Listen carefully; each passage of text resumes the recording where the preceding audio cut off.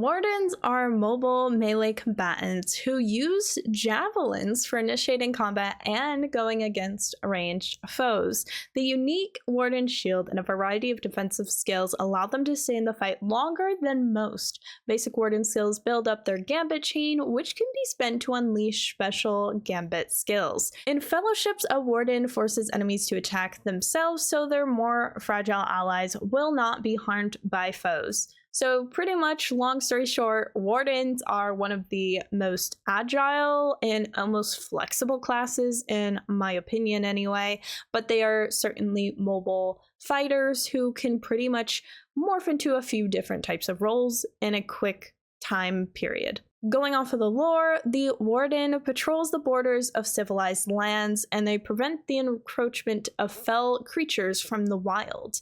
They limit themselves to medium armor, so they can travel swiftly and silently to defend those they protect from threats. Wardens all have some military training and have mastered a style of combat that uses the combinations of basic attacks to create masterful gambits. So, long story short, Wardens are one of the most advanced classes in this game. They are certainly one of the most difficult to understand, but the reason why is because they have this thing called the Gambit system. The Gambit system is essentially, I think of it like a formula. So in the Gambit system, you have a certain amount of slots available to you, depends on your level, but with those slots, you are able to do certain skill combinations. The three essential skills or basic skills are called builders, and the builders are as followed. There is the fist, shield, and spear. With these three builders, you can essentially use them to build your equation. I don't know. Pretty much they're like adding in numbers, or they're almost like numbers that you add into a formula. At least that's how I look at it. So if you want to, tap the fist and then the shield, you're going to have a more damage, but also kind of defensive skill that builds up that you can then execute. And then same thing for if you do like, spear and then fist, then that will allow you to do more damage, but it can be a different type of damage in comparison to if you did another set of builders. So you can definitely switch between like strict light damage, strict common damage, like even bleeds, for instance, on some of those skills. So it kind of depends, and you get a lot of variety on what kind of attacks you would like to take part in. Hence why I say it's a super advanced class, which it is ranked under officially under Lotro's, game, and I'm glad that they, acknowledge it's one of the most difficult classes to learn because it takes forever, my gosh. Going off of who inspired this class is actually inspired by Haldir, who is a March Warden of Lothlorien. Like I sort of mentioned too, the Warden does have like more military training, so they are very good with melee, but they also can do range, which you do have stances as a Warden that you can go in between in the midst of combat as well, I will add. So they are very fluid because you can be like strictly melee, have a more, damage going on with your skills in a melee stance.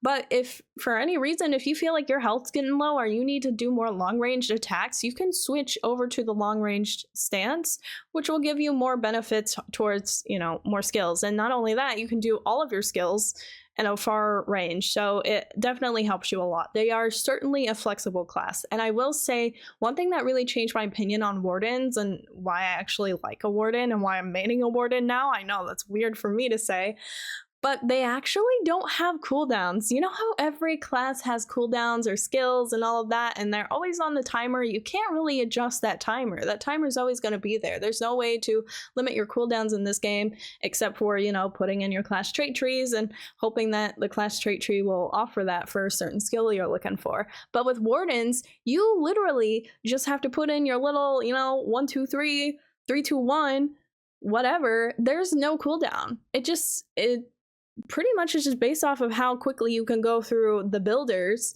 and execute that skill. So that's a huge bonus for Wardens because they are the only class with no cooldowns. Well, there are a few skills with cooldowns, but like you barely use those skills. And you know, that could be like the ports that they have, for instance, you know? So primary main skills, no cooldowns, huge bonus. The class role is primarily defensive, but they can do damage and do offensive attacks as well. Their armor level, like was addressed in the lore based portion of the video, they do have a medium armor level, which you would be kind of surprised by because they are, you know, more of like a shielded, sort of almost like an offhand tank kind of class, because you can do that with wardens.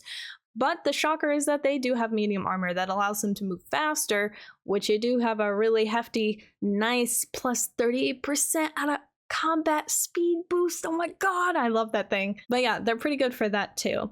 When it comes down to which races are available to play a warden, it is as followed: a dwarf, elf, high elf, hobbit, man, river hobbit, and stout axe dwarf can play as a warden. So pretty much every single race. When it comes down to which race is best for the warden, I would honestly argue that river hobbits are a good pick here because they do have an agility boost, which, you guessed it, wardens love agility.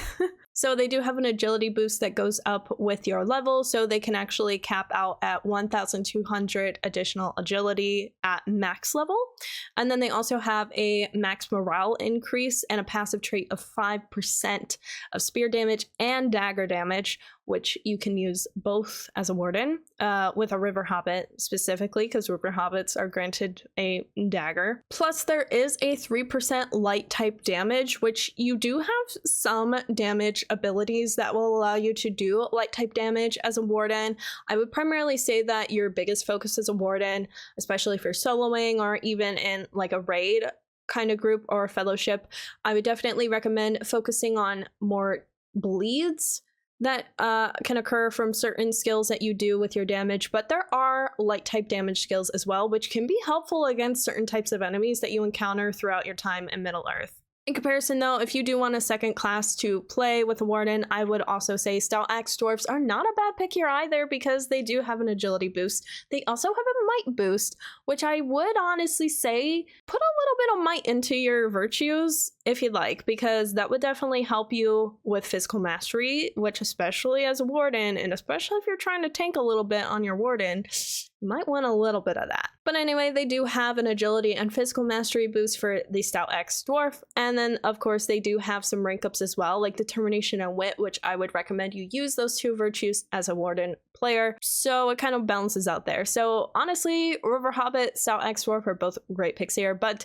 it doesn't matter which one you go for. It really just depends on if you're trying to be like the min-maxers who just like go all the way on them. In terms of what weapons wardens can use, they can use daggers, clubs, javelins, one-handed axes, one-handed hammers, one-handed maces, spears. They can also use swords apparently, which is crazy.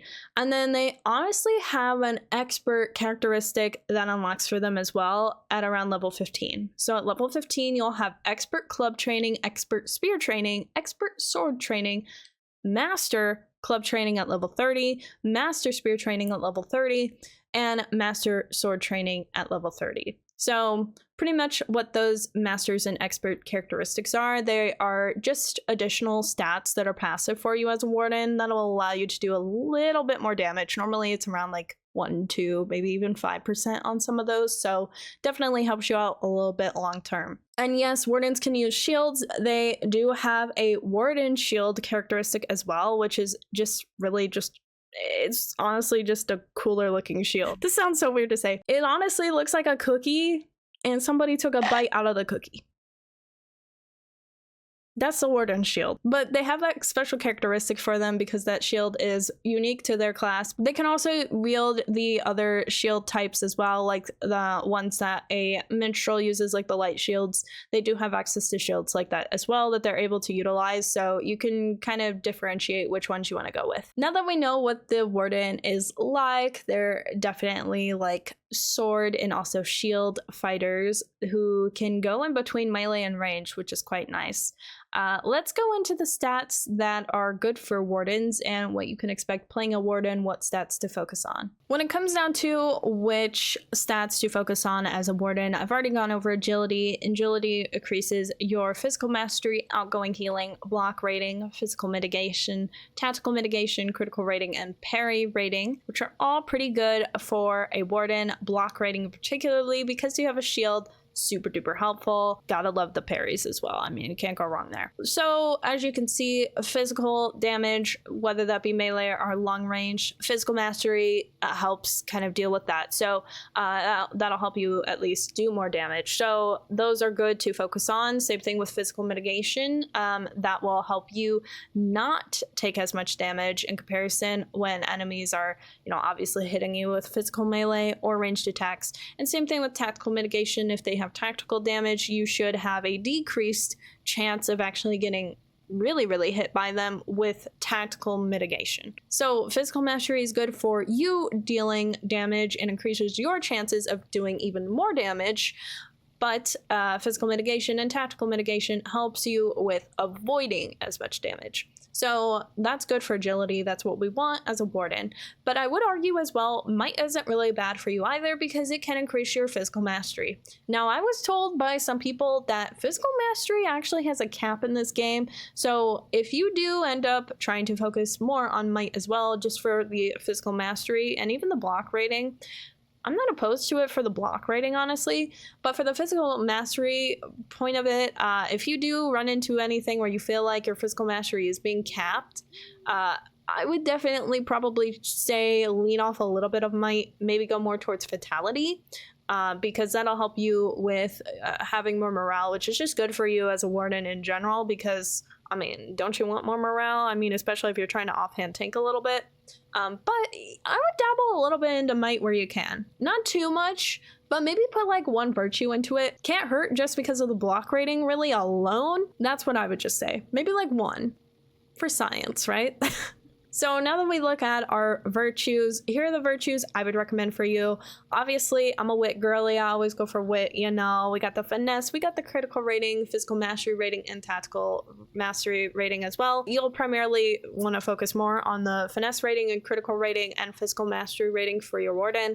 Those are pretty good things to kind of keep in mind for you. So wit would be something I would personally look for. The first virtue I would recommend you even put any sort of virtue ranking points into is determination, because it's the only virtue that has agility. So agility, super important for you. Go for determination as your first virtue. Has agility, has physical mastery, and critical rating for you. You're pretty much just covering your basics. Then I went for Valor for the physical mastery as well. I think Valor is a great pick here and something that you should really focus on too, especially with more finesse and critical rating for you. And then wit, like I've mentioned, but that's sort of just me, honestly. I would just do wit for everything because it has physical and tactical mastery for you, and you can't go wrong because you need all of that you can get. And then I personally here went for honor. Don't ask me why. I'm kind of testing a few things with this warden, but honestly, confidence. Confidence is super critical here because you have a critical rating, which means you can do more devastating hits, and you'll have finesse rating and evasion. Pretty good for you as a warden. If you did actually want to focus a little bit on might and also have more physical rating as well for you, you can go with zeal. I think zeal is a great pick here too for virtue for your fourth or fifth, depending on how you want to play. But honestly, I would prefer for your fifth one if you go with compassion, just personally, because there's a armor value rating to it. There's also physical and tactical mitigation, which is just going to help you hopefully take less damage. So overall, just to sum it up for you, definitely determination should be the first virtue you go for. Valor should be your second one. I definitely would go for confidence as your third primary one to go with. And then I went for honor here. Kind of up to you if you want to go for honor. You don't really have to. I mean, there's a few choices you can do with Warden. That's what makes them so cool. But I know a few people would definitely go for like loyalty for the armor value, and also fatality helps with your health. Zeal is also a good choice here if you want to go more might based too.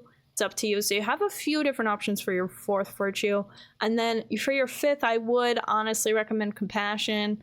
Compassion's not a bad pick here, but like I've kind of said, you can kind of go with a few different things here. It's kind of up to you, but resistance rating I have also found is important in my earlier levels with my Warden, so keep that in mind too if that's something you're really looking to need more of, really. So determination, valor, I'm confusing myself here. Determination, valor, wit, confidence, compassion.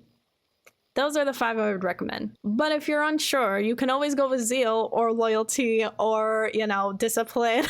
You have a few options. When it comes down to class trait trees, there is the blue line, which is called determination. It wields shield and fist to protect allies from harm. This is pretty much like your offhand tank or more defensive side of your wardens. They have a protective focus, which boosts defenses while healing, able to survive attacks from many foes at once. So you can see though that there are more morale-based sort of skills that are available to you as well with the blue line, which is why they are very much looked for in raids or fellowships. So you can definitely kind of pretty much offhand tank, but also heal yourself a little bit faster too with a warden who is a blue line. So for fellowships and for rating purposes, blue line is heavily looked at for stuff. Just overall a pretty good class trait tree. And red, which is recklessness, wields deadly warlike techniques to defeat foes and pretty much has a more damage, higher damage rating for most of your skills. So you get a powerful damaging focus that stacks single target bleeds with resonant shouts. So bleeds are super duper vital here for your wardens. You do more damage with bleeds because those ultimately are almost like a damage over time aspect to them. So red line is very good for having I guess more brutal tactics for damaging foes. And then yellow, which is assailment, wields javelin and clever tactics to harm and hinder foes. The warden cannot specialize in this. This is pretty much one of those class trait trees where you're not solely focusing on it, but it can kind of help with either or class trait tree you go with, you know, blue or red here. But this is a good class trait tree because this will essentially allow you to do more damage no matter what your class trait tree is that you are focusing on. It will kind of give you damage for certain skills or even damage types in comparison to any of your other options, really. Assailment techniques are focused on increasing javelin damage, debuffing enemies, and augmenting your core gambits, useful when fighting either alone or in a fellowship. So yellow is just a good in-between on anything and everything that maybe they couldn't fit in red or blue line, but I don't say that. Either way, your primary focus is either going to be on red line or blue line. I go for red line as a solo player, but honestly, blue line is a very, very tough sort of warden set. So I would definitely go with blue line, whether you are soloing or not. It might take you a little bit more longer to get through some fights in comparison to the red line because you kind of lose out on the bleed damage, but really that's not going to do too much of a difference really because bleeds are more damage over time most of the time. So definitely it's kind of up to you on what you want to focus on, I guess. But that is all. I hope I can at least make it a little easier for you to understand what the warden class is at least, and hopefully gives you an idea of what you can focus on with your warden. They are one of the most advanced classes, but guess what? I'm playing one of the most advanced classes on Twitch, on YouTube, on TikTok now. It's crazy, we're streaming on TikTok. But you can catch all of the live streams every weekend. I am grinding the crap out of my warden right now, so I'm excited to show you how far we get. And if you want to check out the next class guide, feel free. I have them all in a playlist down below for you guys. And of course, you better stay weird, you weird weirdos.